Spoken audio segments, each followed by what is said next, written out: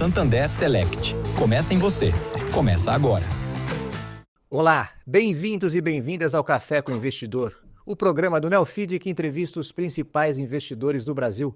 Eu sou Ralph Manzoni Jr. e o meu convidado de hoje é Gustavo Rassi, conhecido como Guga. Ele é sócio da Sea Capital, uma gestora de real estate controlada pela Cyrela, que tem aproximadamente 2 bilhões e 600 milhões de reais sob gestão. Guga, tudo bem? Tudo ótimo. Obrigado pelo convite. Vamos começar pelo começo. Me conta como começou a Sea Capital.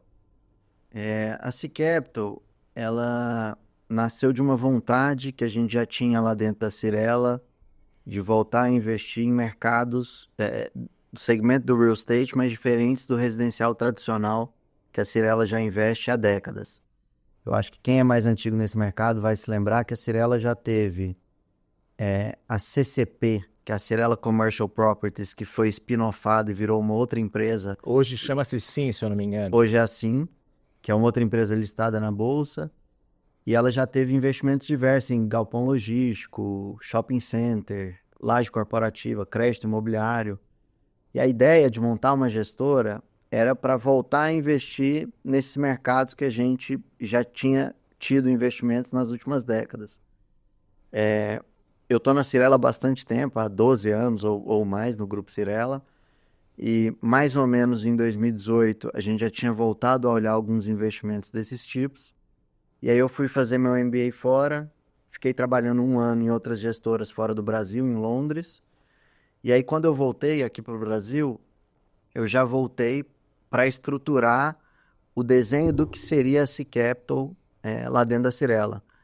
E aí o Rafa, que é hoje presidente da Cyrela também, já estava em conversa com o Bruno Ackerman, que é o outro sócio que a gente tem lá que cuida da nossa vertical de logística. A gente também já entrou em contato à época com o Dani, que é quem cuida da nossa vertical de crédito hoje. E aí a gente foi constituindo a gestora a partir disso. Então, a gente nasceu de fato em 2021, o CNPJ, e a gente começou a captar os primeiros fundos em 2021.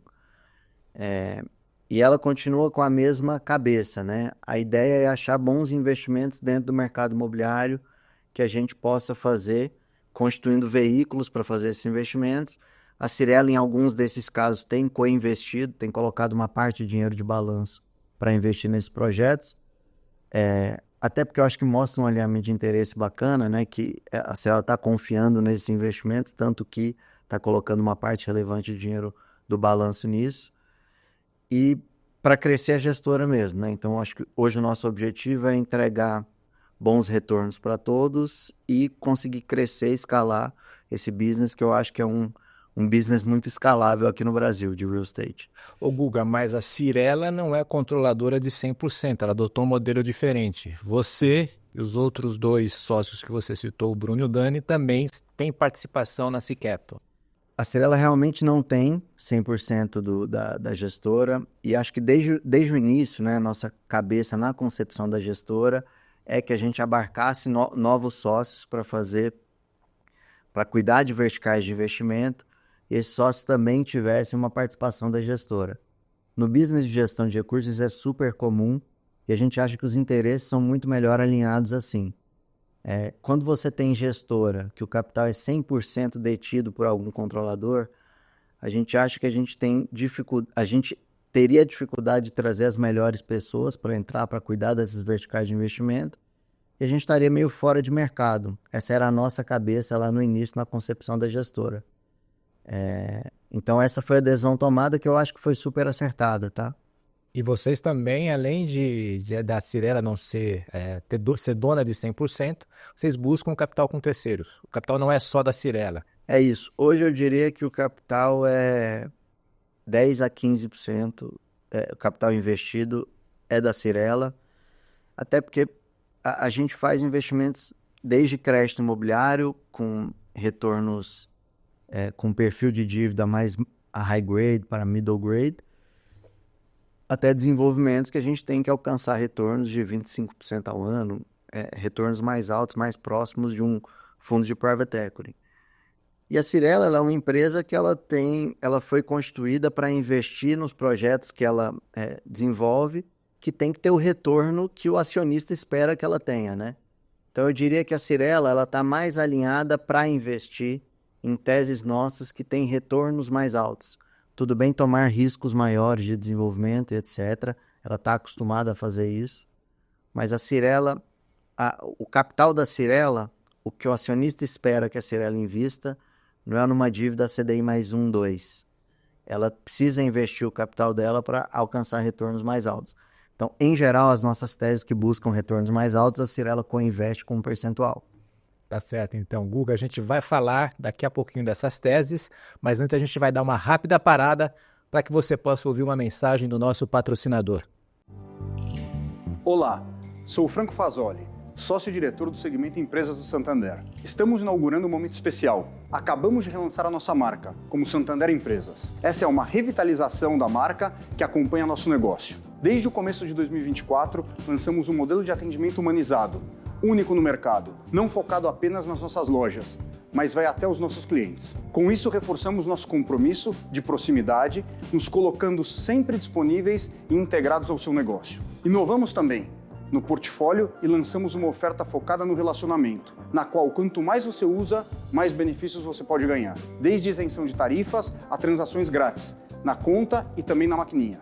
Isso sem deixar de lado todo o ecossistema Santander, que está à disposição de todos os tipos e tamanhos de negócios, com soluções financeiras e não financeiras, incluído o Programa Avançar, que tem foco na capacitação e crescimento das empresas, e até mesmo soluções de internacionalização para seu negócio. O Santander Empresas começa todos os dias com você. Para saber mais sobre o Santander Empresas, acesse nosso site e siga Santander Empresas Brasil nas redes sociais. Até logo! Estamos de volta com o Café com o Investidor. Eu converso com o Gustavo Rassi, conhecido como Guga. Ele é sócio da C Capital. Guga, você estava falando um pouquinho das teses, mas não entrou em detalhes. Me explica quais são as teses que a C Capital investe. Até porque, como você falou, Cyrela não está investindo para ter CDI mais 1. Uhum. A gente, até voltando um passo atrás, né? Também na concepção da gestora, a nossa ideia era sempre buscar bons investimentos em segmentos do real estate que fossem condizentes com o risco que a gente estava tomando para fazer esses investimentos. Então, o nosso drive principal de entender aonde que a gente vai investir, acho que são duas coisas, né?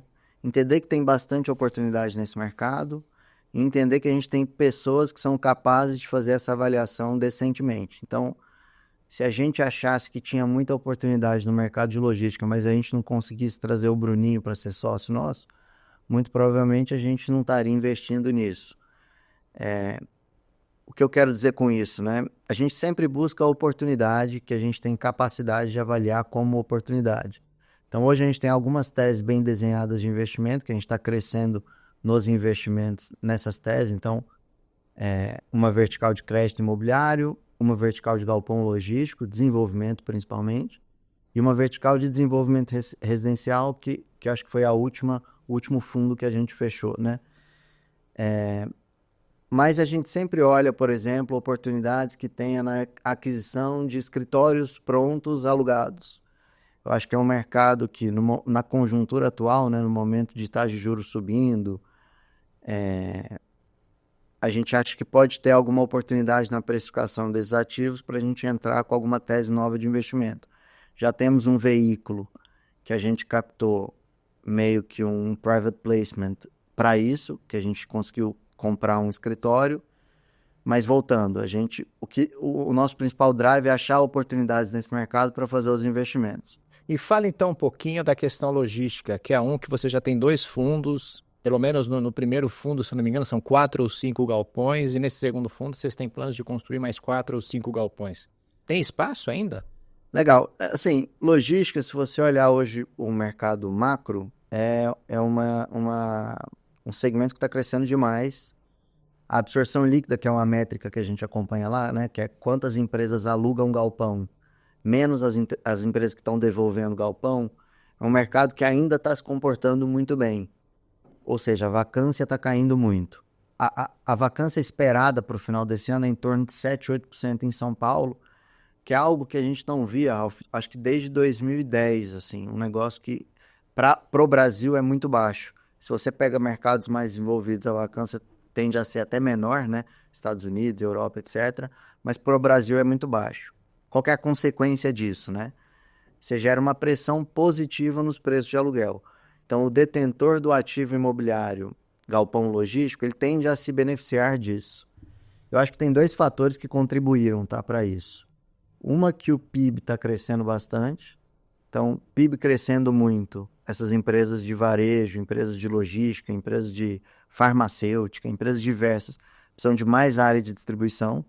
Mercado Livre está crescendo demais. Ano a ano a gente vê mais absorção líquida do Mercado Livre no Brasil. As chinesas agora também vindo para o Brasil, então Shein, Anjun, algumas transportadoras chinesas que mesmo a gente que é do mercado não conhecia, que estão vindo para o Brasil. E tem um outro lado que é assim, o juro está alto há algum tempo, né? Não é que ele está alto há 6 meses, ele está alto há algum tempo e agora com uma previsão de crescimento de novo. Isso gera uma dificuldade de mais capital ser investido nesses setores de renda, porque a linha d'água para todo mundo acaba sendo o juro de longo prazo do Brasil. Você vai investir em real estate, mesmo assim, o seu compo mais óbvio é uma NTN-B, uma taxa de juro real, etc. Isso subindo muito, você cria uma escassez de capital para esse mercado e uma escassez de oferta. Então, se você tem uma absorção líquida muito alta e uma escassez de oferta, naturalmente a vacância vai descer e você vai gerar uma pressão positiva nos aluguéis. Mais do que isso, assim, a gente acha que no Brasil tem um espaço muito grande de longo prazo para o crescimento desse mercado. Quando você pega algumas métricas de outros países, até não preciso nem ir para Estados Unidos, que é um nível assim, completamente. Eles absorvem em um ano o que o Brasil tem de estoque total de galpão logístico. Mas se você for para mercados como México, Colômbia, etc., o Brasil ainda tem muita área de distribuição a crescer no longo prazo. Qual que é hoje um pouco da nossa dificuldade, aí a ótica do nosso fundo, tá? O nosso fundo é de desenvolvimento e ele tem um prazo determinado para acabar. Quem confiou o dinheiro conosco, colocou o dinheiro lá para a gente fazer os aportes, construir os galpões, alugar e em algum momento vender esses galpões. Anos? A gente tem 7 anos de fundo em geral no primeiro fundo. No segundo fundo a gente tem 10 anos de fundo. Então, os prazos são alongados, mas voltando assim, como nosso intuito é distribuir dinheiro com taxas de retorno relevantes, a gente tem pouco incentivo para ficar carregando esses ativos estabilizados, alugados com renda em carteira, porque o fundo não é para ganhar 10%, 11% mais inflação anualmente. Ele é para ganhar 25% ao ano. Então, quanto mais rápido eu consigo vender esse ativo estabilizado, melhor sob a ótica de retorno, né? Então, nesse sentido, o mercado brasileiro não contribui conosco, o mercado de capitais, porque como o juro está muito alto, e aí acho que tem N motivos para tal, a precificação dos nossos ativos fica muito vinculada a isso. Essa escassez de capital para a construção também existe para a compra de imóveis prontos. Então, a linha d'água para a gente vender o nosso ativo, né, a precificação desses ativos, fica mais depreciada. Então, a gente fica sempre jogando com essas duas variáveis. Tudo bem, o momento está bom em termos de economia real, aluguel subindo, falta de produto no mercado, ainda mais no nicho que a gente atua, né, que é raio de 15 km de São Paulo, um negócio muito em fio para distribuição de last mile. Por outro lado, você tem um mercado de capitais com um juro longo muito alto, que diminui o valuation dos nossos ativos. Quantos vocês têm prontos?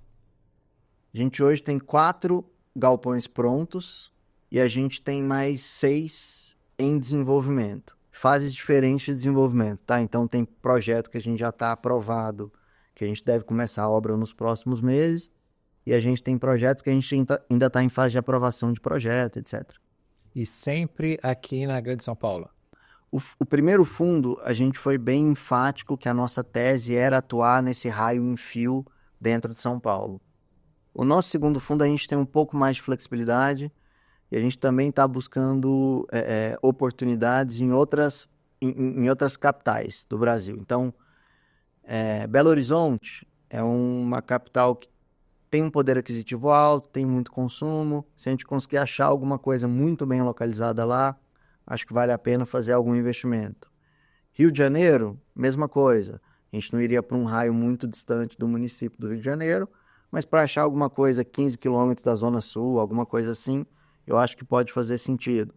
Brasília, a gente olhou algumas coisas, mas a gente também não conseguiu achar alguma coisa que fizesse sentido dentro do preço que a gente gostaria de adquirir algum terreno lá. Mas voltando, assim, mesmo no Fundo 2, 85% do investimento deve estar em São Paulo, pode ser que a gente faça algum. Não tem nenhum projeto ainda fora de São Paulo. A gente tem um projeto no Rio de Janeiro que a gente já assinou, mas fora isso é só especulação no sentido de é só a gente buscando Procurando projetos. terreno para ver se vale a pena Se viabiliza. construir ou não. Ô Guga, você comentou que no começo desse ano lançou a vertical de residencial. Me fala um pouquinho mais desse projeto. O que vocês estão mirando? Parecido com a nossa vertical de desenvolvimento logístico, eu acho que qualquer coisa que passe por risco de desenvolvimento aqui no Brasil agora, a gente tem que ter uma remuneração acima de 20% ao ano. Porque pensa, né? Nossa linha d'água hoje, que é uma curva de juro pré, está em torno de 15% a 16%. Então, não faz muito sentido você tomar um risco desse para conseguir menos do que 20%, 25% ao ano. Investe no tesouro, né? Que é o que muito investidor está fazendo. Que pode ser. Eu acho que é um bom caminho, vai. Então, a nossa cabeça, né, voltando, sempre foi achar a tese que a gente tinha capacidade de investir com segurança para alcançar retornos desproporcionais nos mercados que a gente atua. Eu acho que desenvolvimento residencial casa muito com isso, assim. A Cyrela tem um nome muito forte nesse mercado, a gente tem uma capacidade de avaliação de projetos que eu julgo que é uma das melhores do mercado. Então, a gente está aproveitando um pouco disso para a gente selecionar projetos para fazer investimentos. Eu acho que casou muito bem com o fato de a gente ter achado um investidor de longo prazo, que já confiava bastante no Grupo Cyrela e que tem uma cabeça muito alinhada com a nossa, assim. Eu acho que mais do que atingir um retorno muito bom em 2 anos, eles estão pensando nos próximos 20, que é o jeito que eles metrificam os retornos deles. Qual é o investidor? Que é o CPPIB, que é um fundo canadense que já faz investimentos há décadas com o Já Grupo teve Cyrela. joint ventures com a Cyrela. Sim. Então, eu acho que foi um pouco desse casamento de timing também, porque a gente achava que tinha muito boas oportunidades no mercado a fazer investimentos. A Cyrela achava que ter 100% desses investimentos não seria adequado, porque você teria um comprometimento de capital muito grande. Então, a gente desenhou esse veículo de co-investimento para a gente poder selecionar esses projetos e fazer esses investimentos no desenvolvimento residencial. Qual é o tamanho desse veículo? Então, o investimento total é em torno de 1,7 bilhão de reais e a parte que o CPP vai investir é em torno de 850. Então, a ideia é que a gente vai selecionando os projetos ao longo dos próximos anos e voltando, parecido com os fundos de logística que eu mencionei, tem um período longo que a gente tem que ir devolvendo o capital para o CPPIB, acrescido ao retorno, né, que a gente pretende alcançar com esse capital. E é um fundo de desenvolvimento. Vocês vão Exatamente. encontrar o terreno, fazer todo o desenvolvimento. Começo, meio e fim. E quantos edifícios, quantos prédios residenciais? É difícil falar exatamente, mas a gente imagina que fique entre 10 e 20 projetos, porque até diferente da vertical de logística, né, cada projeto de desenvolvimento residencial ele coloca menos capital para trabalhar, né? São terrenos em geral menores. É um mercado que está muito mais acostumado a ouvir permuta, então que o dono do terreno fique com alguns apartamentos no projeto, não receba necessariamente algum dinheiro à vista. Então tudo isso vai reduzindo um pouco o capital investido.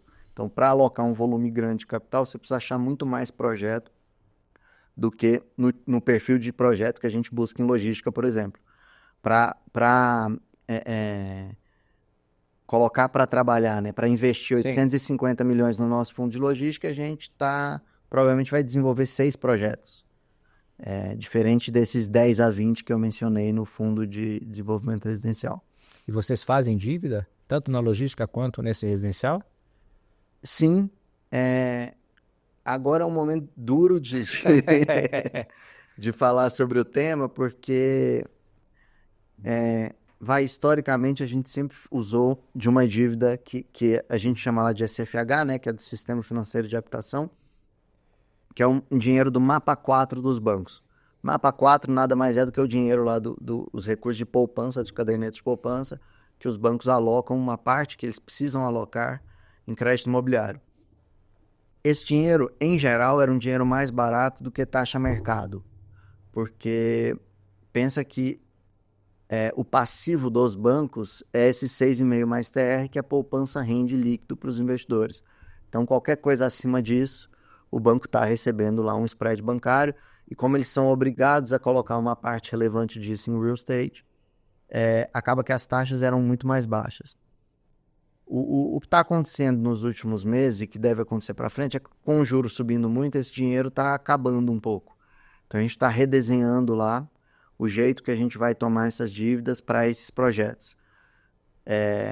Mas sim, o nosso intuito é tomar dívida e alavancar esses projetos, porque a gente ainda acha que é accretive não colocar 100% do capital na exposição do terreno mais obra desses projetos. O Guga, você comentou também que faz eventualmente coisas de edifícios corporativos. Me fala um pouquinho mais, vocês têm planos de criar fundos para investir mais em edifícios corporativos? Assim, Ralf, eu acho que se a gente encontrar boas oportunidades, é obrigação nossa fazer, né? Se a gente acha que tem algum bom retorno quando comparado ao risco que a gente está tomando, para fazer algum, seja desenvolvimento de ativo corporativo, seja para comprar edifícios prontos. Eu diria que hoje eu acho que tem mais oportunidade na compra de edifício pronto do que desenvolvimento, porque o custo de obra subiu muito, o custo de reposição de terreno mais obra está super alto, e eu acho que muito provavelmente a gente consegue comprar ativos AAA bem alugados por um preço mais baixo do que o custo de reposição hoje. Por isso que eu acho que tem mais oportunidades nesse mercado. Mas o que vai ditar isso é a nossa capacidade de encontrar esses edifícios e negociar esses edifícios. A gente já está com um pipeline de negociações em curso. Então vocês estão ativamente procurando edifícios? A gente está procurando, assim, mas voltando, a gente nunca foi o tipo de gestora que trava, assim, a gente recebe oportunidades de diversos players, então, seja IB de banco, seja corretor de mercado, seja broker que trabalha com grandes imobiliárias, a gente recebe muita oportunidade em diversos segmentos do real estate. E a gente sempre analisou isso, então não é novidade, né? A gente está há 4, 5 anos olhando projetos de projeto corporativo, coisas que a gente poderia adquirir nesses outros mercados. É porque agora eu acho que a gente está um pouco mais próximo de alcançar os preços que a gente gostaria de entrada para esses produtos. Mas eu acho que o futuro dirá, assim, a gente não tem nada assinado, contrato binding, para fazer aquisição no curto prazo. É muito mais uma vontade e um pouco de sentimento que eu tenho de mercado, que esses negócios estão mais próximos de chegar num preço que a gente acha que faz sentido para a gente adquirir.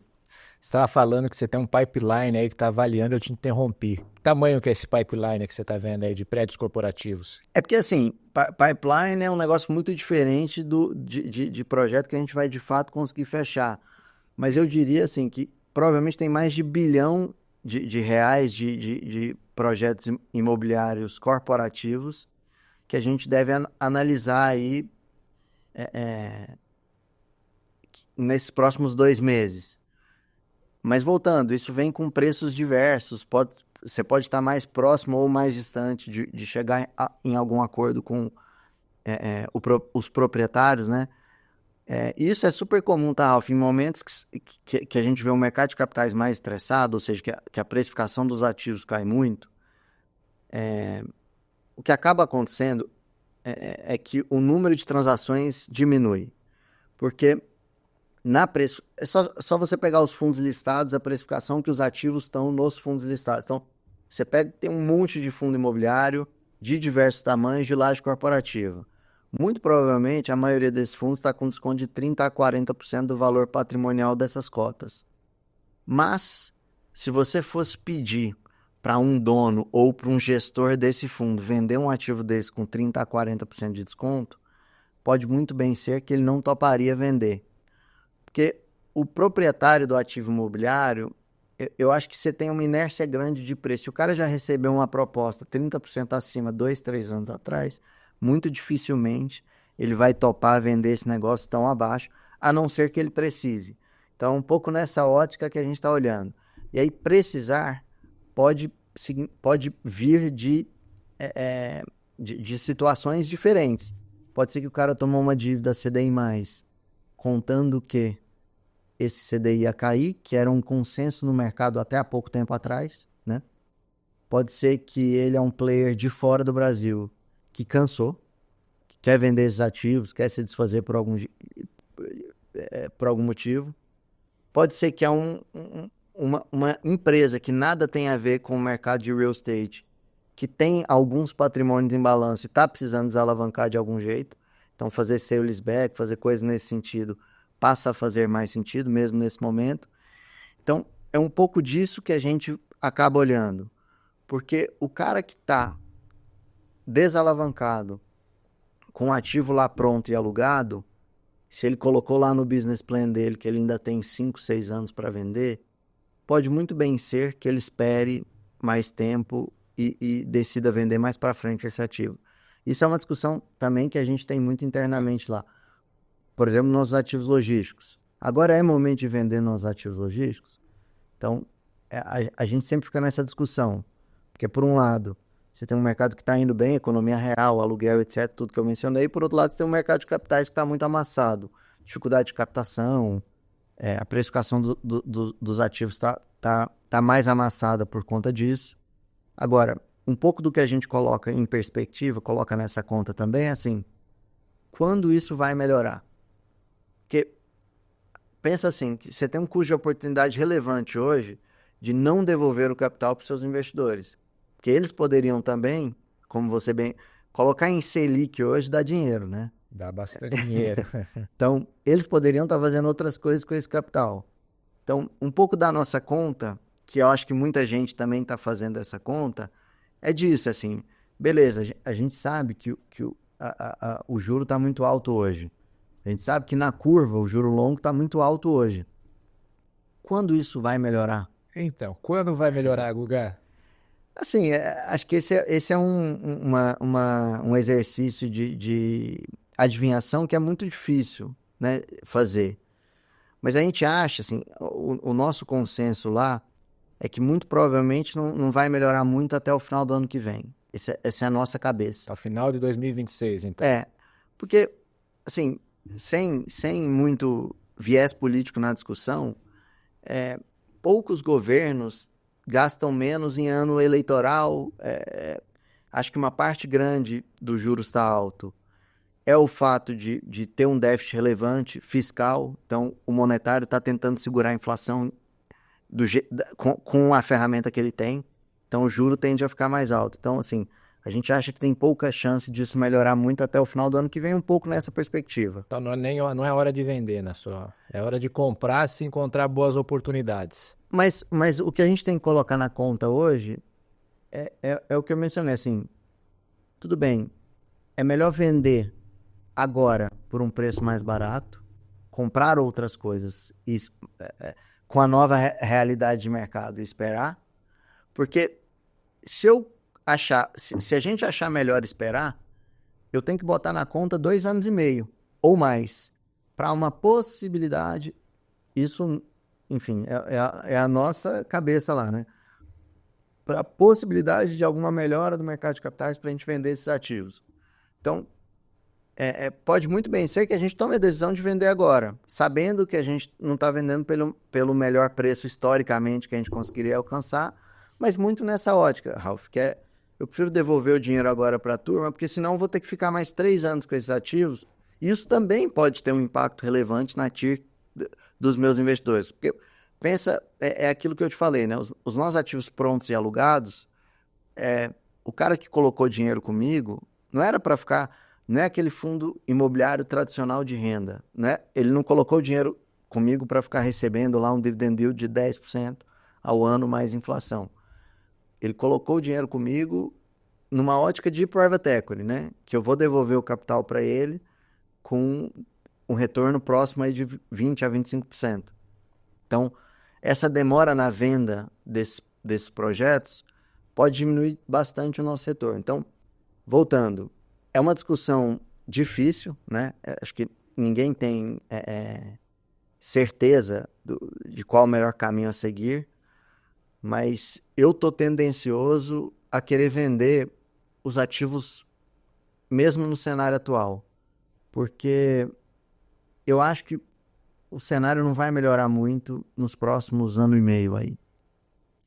A gente já falou, Guga, bastante do juros, você já comentou ali de uma forma de como isso atrapalha o mercado de real estate, mas recentemente teve a questão ali do veto do presidente Lula à isenção de fundos imobiliários. Tem uma discussão aí se é fundo imobiliário, se é a indústria de fundos de uma forma geral. Isso é um outro complicador para esse setor?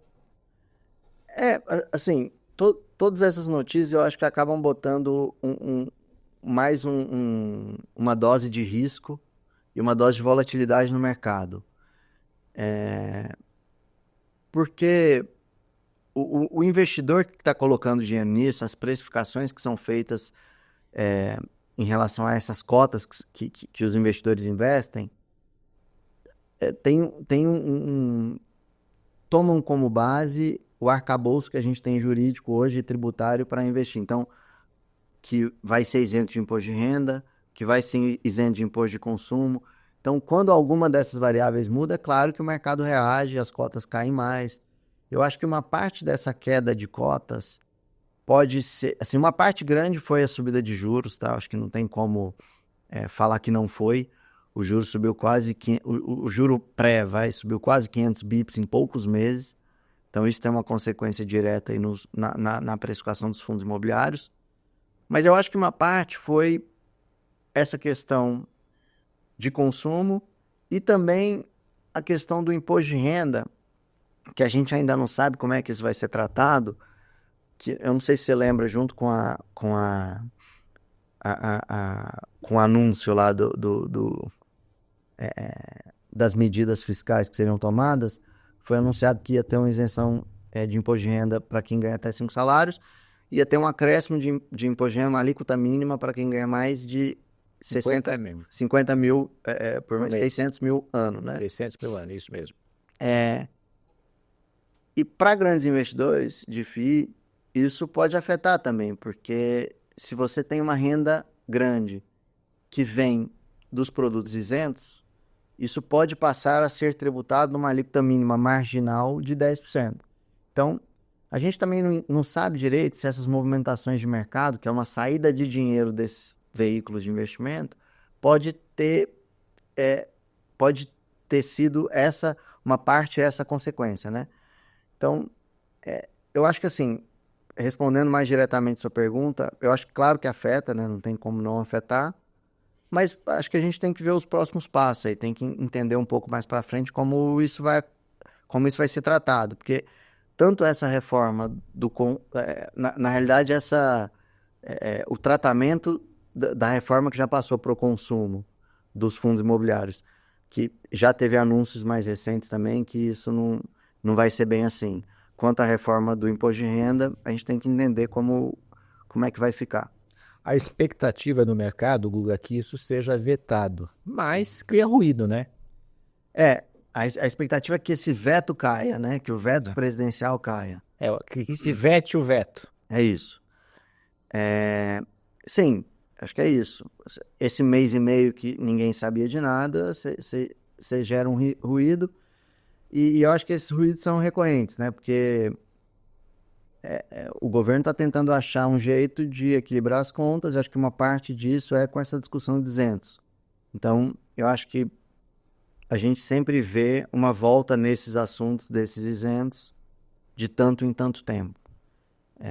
E eu acho que é isso. Isso vai gerando um ruído recorrentemente. Guga, Estamos chegando ao final do programa e no final eu faço um bate-bola, perguntas e respostas rápidas. Vamos lá? Vamos lá. Então me diz, Guga, um investimento que você se arrepende. Olha, acho que o investimento que eu me arrependo foi, como eu mencionei, eu estou na Cyrela, no grupo, há muito tempo, né? E eu trabalhei uma parte grande da minha carreira lá com novos negócios, comprando terreno. Então, acho que um investimento que eu me arrependo foi o primeiro investimento que eu fiz lá, o primeiro terreno que eu negociei e adquiri, que foi um retorno muito ruim para a companhia. Onde foi? Foi na Zona Norte, aqui em São Paulo, assim, a gente estava num momento que a gente tinha muito ruído, estava com muito risco no ar. Era o prenúncio da crise Dilma, lá em mais ou menos 2013, 14. A gente comprou um terreno no apagar das luzes, assim. Então, a gente já... ele não tinha reprecificado ainda, né? Porque a gente estava meio que tentando entender se ia realmente ter uma crise, quão grave seria essa crise. A estrutura da Cyrela sempre foi de decidir esses investimentos em comitê.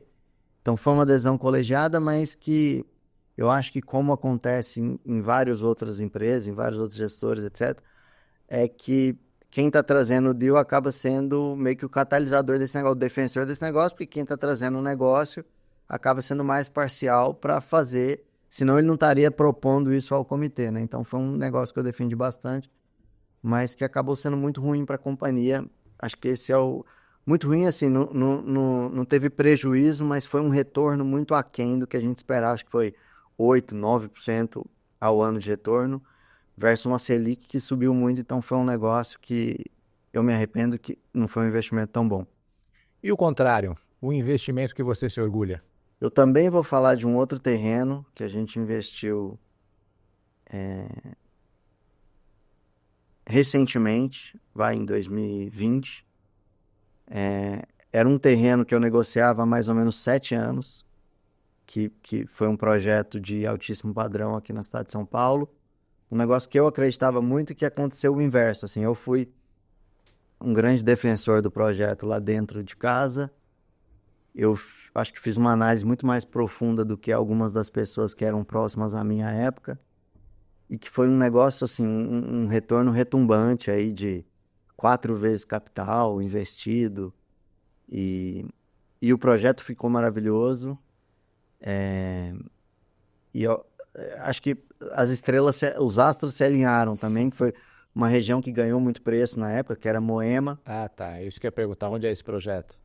Era um VGV, acho que de uns 400, 500 milhões de reais e acho que foi um projeto que foi muito bem.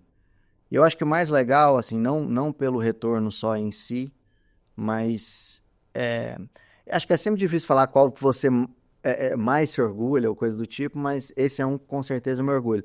E uma das partes mais legais é isso, e que eu acho muito legal do nosso mercado, né? É sempre gente do outro lado, você está negociando com pessoas que têm as vontades deles, que têm os sonhos deles, as vontades eventualmente pro real estate que eles adquiriram, famílias que têm essa propriedade há muitos anos, queriam fazer alguma coisa com isso, e acho que foi uma construção conjunta que a gente fez com essa família à época, que foi um negócio que chegou a termos muito bons para eles. Eles tinham também uma vontade de fazer um projeto diferente na região e que foi um negócio que casou muito com a nossa visão lá do projeto e foi muito bom para todos, sabe? Então, acho que isso.